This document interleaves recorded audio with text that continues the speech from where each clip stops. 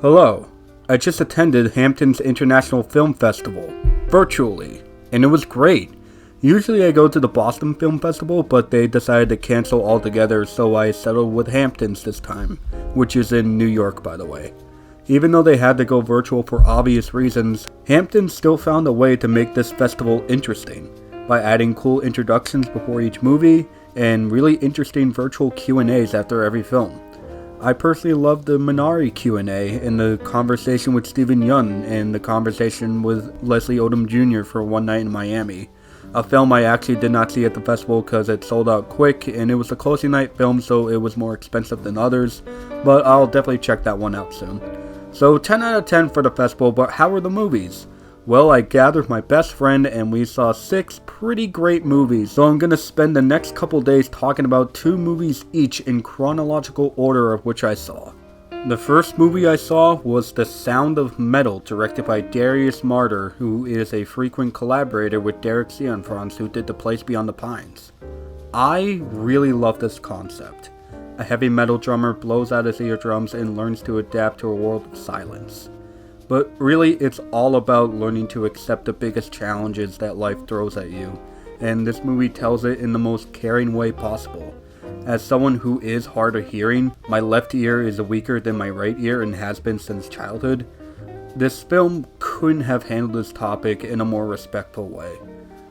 This film takes a very show-don't-tell approach with its concept, making you feel like you're experiencing what Riz Ahmed's character is experiencing. The opening and closing shots in particular present all that perfectly.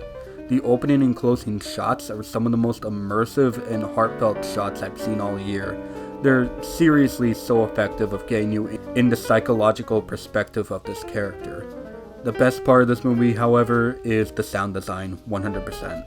It's some of the best sound design I've ever heard in a movie. It knows exactly when to get loud, but then abruptly go silent, and sometimes even staticky. It's absolutely beautiful, and I can safely say I've never seen a film utilize sound like this. I don't know how they did it.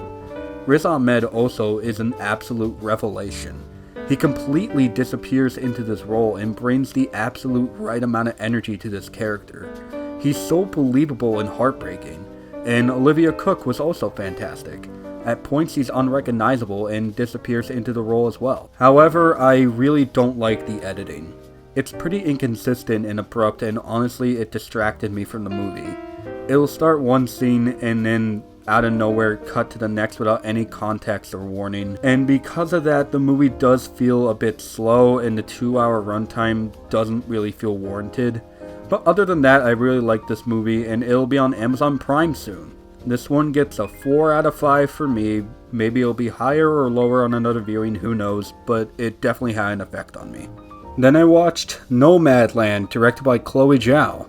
This film has been gaining a lot of positive buzz, and after seeing it, I can say it is definitely 100% warranted. This is one of my absolute favorites of the year.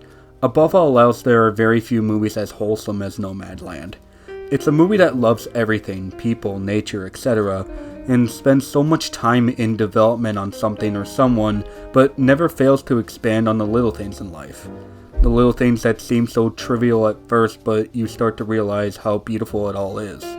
It's a film devoid of any judgment to anyone.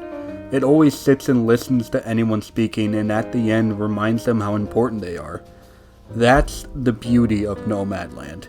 It's clear that Chloe Zhao has a fascination for the human connection. The humans and the nature.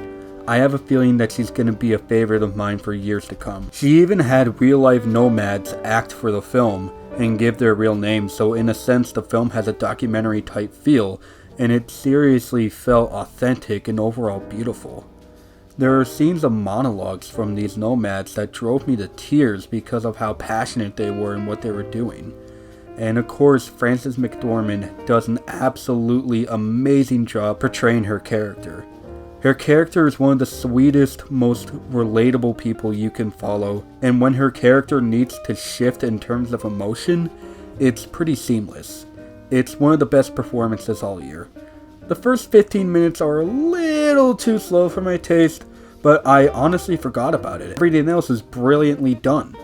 Please definitely believe the hype. This is a masterpiece. I had this one at a 4.5 for a bit, but after watching it again and the fact it won't leave my mind, this one's getting a 5 out of 5. Alright, stay tuned tomorrow when I review 2 more movies. Bye bye.